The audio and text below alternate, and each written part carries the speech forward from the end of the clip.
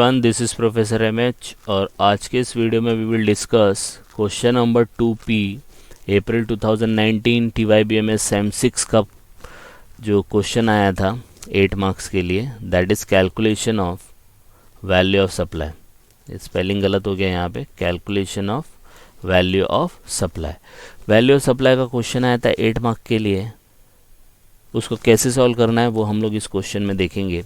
अब value of supply आपको जब तक नहीं समझ में आता जब तक आपको इसका पूरा प्रोविज़न नहीं समझ में आएगा। तो ऑलरेडी इसका जो वीडियो है थ्योरी का वो मैंने ऑलरेडी अपलोड कर दिया है, डिस्क्रिप्शन में भी डाल दिया है, वहाँ जाके आप इसको रेफ़र कर सकते हैं। लेकिन अभी क्या है कि जब ये प्रैक्टिकल बोर्ड में आ चुका है तो अब मैं आपको एकदम ऊपर से बताऊंगा तो आपको समझ में नहीं आएगा। तो इसके अंदर भी हम लोग ने क्या किया है, ट्राई किया है कि वैल्यू ऑफ सप्लाई का जो भी प्रोविज़न है उसको कट शॉर्ट करके यहीं बता दे और सम को सॉर्ट आउट कर ले। तो जितने भी ये अक्टूबर और अप्रैल 2019 के क्वेश्चन आप यहाँ पे देख रहे हो, डिस्क्रिप्शन में देख रहे हो, ये सब का थ्योरी आपको अलग से एकदम डीप में अलग से वीडियो है, उसका भी लिंक डिस्क्रिप्शन में है। लेकिन यहाँ पे भी हम लोग ट्राई किए हैं कि उस कॉन्सेप्ट को पहले एक्सप्लेन कर सकें और फिर उसको कैसे सॉल्व करना है वो बता सकें। तो क्वेश्चन देख लेते हैं पहले, फिर इसका एक प्रोविज़न देख लेंगे और फिर सम को सॉल्व करेंगे। तो क्वेश्चन दिया है कि Radha trader supplied certain goods. Radha trader है, उसने सप्लाई किया कोई गुड्स 5,25,000 का,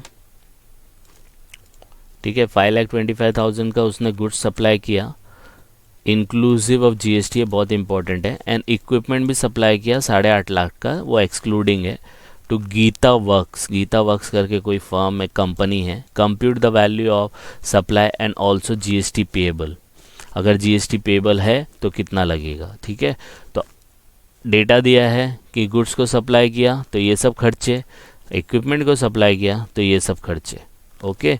फिर यहाँ पे दिया है कि Radha trader give a discount of 20,000, taxes other than GST charge separately by Radha trader 12,000 and 21,000। फिर दिया है GST rate is applicable of 5% and equipment is 12%। तो आपको निकालना क्या है, आपको निकालना है वैल्यू ऑफ सप्लाई, आपको निकालना है GST पेएबल, ठीक है। तो अब ऐसा क्वेश्चन आएगा ना तो बहुत सिंपल है, राइट, बहुत सिंपल है, बोले बहुत ज़्यादा ही सिंपल है। इसको सिर्फ कॉपी पेस्ट करना है। तो क्या करना है, सबसे पहला लिख लेने का कि पार्टी का नाम क्या है। तो राधा है, राधा ट्रेडर है, ठीक है, ये लिख दिया। क्या निकालना है वो लिख लो, calculation of value of supply GST payable. अब इसमें दो चीज़ है, गुड्स भी दे रहा है, इक्विपमेंट भी दे रहा है, तो अलग अलग निकालने की ज़रूरत नहीं है। आपको क्या करना है, पर्टिकुलर लिखना है, और गुड्स दे रहा है ना तो गुड्स का एक कॉलम और उसी से के सामने इक्विपमेंट का कॉलम। क्यों? क्योंकि देखो ना सबके एक्सपेंस जो है वो कॉमन है, तो एक बार लिखेंगे ना तो आपका दोनों कवर हो जाएगा। आई बात समझ में? तो ये है, तो ये आपका फॉर्मेट बन गया। अब मैं आपको इसका प्रोविज़न बताता हूँ कि वैल्यू ऑफ सप्लाई का थ्योरी क्या है। तो वैल्यू ऑफ सप्लाई का मतलब होता है वो वैल्यू निकालो सप्लाई की जो आप गुड्स सप्लाई कर रहे हो, सर्विस सप्लाई कर रहे हो, जिसके ऊपर आप GST लगा सको। आप बोलते हैं ना GST इज़ 10%, तो 10% किसी वैल्यू का लिखने का ना, तो वो वैल्यू कैसे निकालते हैं, that is called value of supply. तो value of supply is the amount जिसके ऊपर GST लगाया जाता है। तो GST लगाने के लिए वो वैल्यू निकालना है, तो उसका प्रोविज़न क्या है देखो नीचे दिए कि all expenses from manufacture till the goods reaches to the customer. Customer तक पहुंचने से पहले पहले जितने भी खर्चे होते हैं सब वैल्यू ऑफ सप्लाई का पार्ट होता है, 99.99%, ठीक है। कुछ ऐसी चीज़ होती है कभी कभी बायर जो रहता है वो स्पेंड करता है ऑन बिहाफ ऑफ सप्लाई, वो भी उसी का पार्ट होता है, क्योंकि सप्लायर के बोलने पे किया ना, तो that is value of supply. कभी कभी बायर खुद से करता है तो वो वैल्यू ऑफ सप्लाई का पार्ट नहीं होगा। तो वो जैसे टाइप का क्वेश्चन आएगा उस हिसाब से हम लोग डिस्कस करेंगे, यहाँ पे वो चीज़ नहीं है। फिर यहाँ पे देखो दिया है कि मैन्युफैक्चर से लेके कस्टमर तक पहुँचने तक जो भी खर्चे होते हैं वो सब लिखना है। तो याद रखना मैन्युफैक्चरर और कस्टमर बीच में बहुत सारे खर्चे आएंगे, राइट, तो वो सब खर्चे को ऐड करना है। किसको ऐड नहीं करना है, एक तो GST रहेगी तो GST को निकाल के फेंक देना है, क्योंकि GST बाद में कैलकुलेट होगी, जब वैल्यू निकलेगी तभी तो GST निकलेगी ना। पहले से आप GST ऐड करोगे तो वैल्यू नहीं निकलेगी। GST वैल्यू ऑफ सप्लाई का मतलब है विदाउट GST, क्योंकि वैल्यू ऑफ सप्लाई पे GST निकलता है, तो GST को नहीं लेना। फिर subsidy other than government, government से मिली सब्सिडी तो वो वैल्यू सप्लाई का पार्ट होती है, अदर देन गवर्नमेंट वैल्यू का पार्ट नहीं होती है, राइट। तो इसमें सब्सिडी तो है नहीं। क्वेश्चन अगर आया किसी क्वेश्चन में तो वहाँ पे एक्सप्लेन करेंगे, नहीं तो इसका जो थ्योरी पार्ट है मैंने अलग से वीडियो जो बनाया उसके अंदर कवर हो चुका है, आप वहाँ जाके इसको क्लियर कर सकते हैं।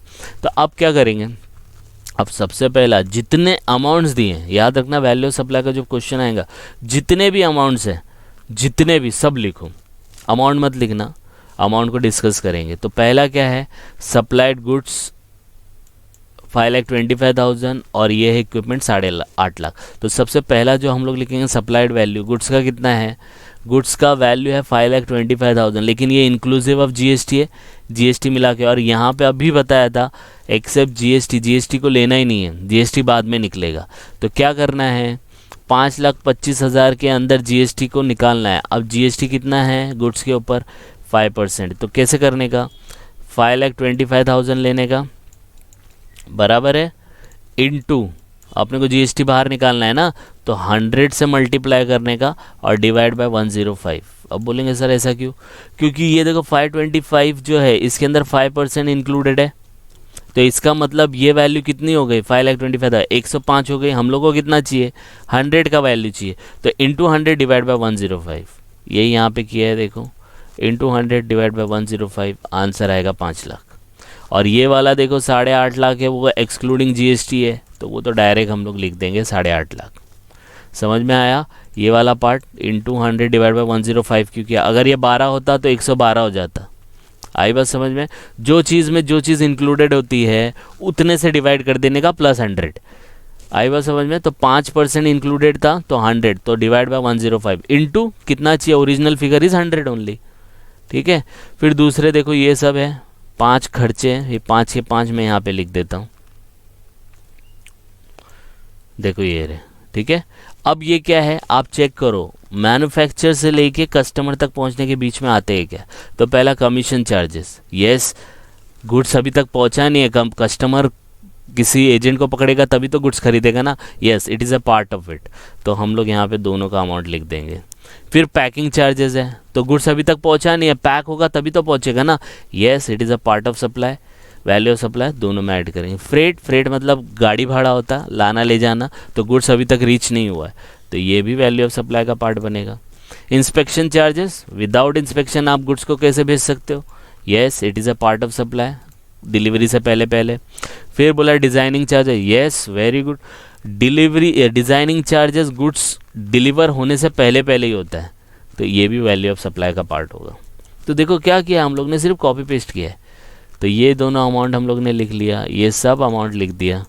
अब नीचे आ जाते हैं, नीचे क्या दिया है, डिस्काउंट, डिस्काउंट दिया है ना तो डिस्काउंट ले लो ना, राइट। डिस्काउंट होता है माइनस कर देने का, राइट।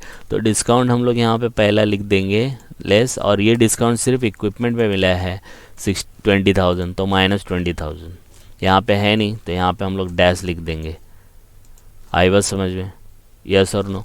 डिस्काउंट का भी बहुत मसला है कि डिस्काउंट कब माइनस होता है, तो वो आपके लेवल पे इतना नहीं पूछा है तो इसलिए मैं नहीं बता रहा हूँ। वैसे डिस्काउंट रहेगा, 99% आपको माइनस करना है।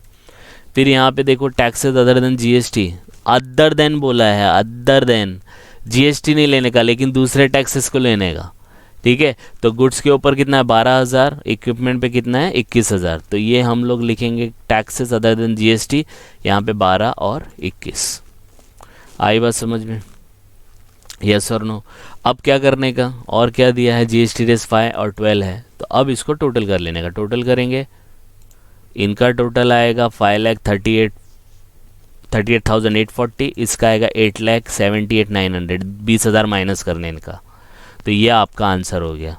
अब इसके ऊपर क्या निकालने का, जीएसटी रेट निकालने का। क्या निकालने का, जीएसटी रेट। तो आपको पता है जीएसटी रेट दोनों में कितना था, जीएसटी जो रेट था वो कितना था, इसके ऊपर 5% था और इसके ऊपर 12% था, ठीक है। इसको थोड़ा सा बड़ा कर लेते हैं तो आपको विजिबल होगा, बराबर है।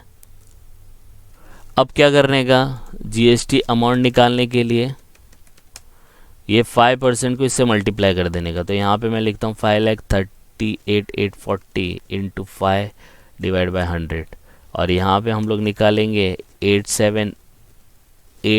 900 इंटू 12 डिवाइड बाई 100 आ गया। कितने मार्क के लिए पूछा था? 8 मार्क के लिए। क्या किया इसके अंदर? कुछ भी नहीं किया, सिर्फ कॉपी पेस्ट है। आई बात समझ में? यस और नो? तो इस टाइप से आपको सम को सॉल्व करना है time of supply, sorry value of supply. I hope आपको ये समझ में आया होगा। तो आप इसको गो थ्रू करो, कुछ डाउट आएगा तो कमेंट करके बता सकते हैं, ठीक है। और जो भी टॉपिक यहाँ पे डिस्कस हो रहा है, this is university paper solution. आप बोलेंगे सर इतना फास्ट पढ़ा दिया, तो इसको डीप में हम लोग ने अलग से वीडियो बनाया है, इस सिर्फ पेपर सोल्यूशन है। तो आप यहाँ पे भी इसका कॉन्सेप्ट एकदम फटाफट समझ सकते हो, और डीप में समझना है तो उसका अलग से वीडियो आप देख सकते हो। तो प्लीज़ गो थ्रू इट। कुछ डाउट आएगा तो please comment, and please like and subscribe for more videos. Thank you.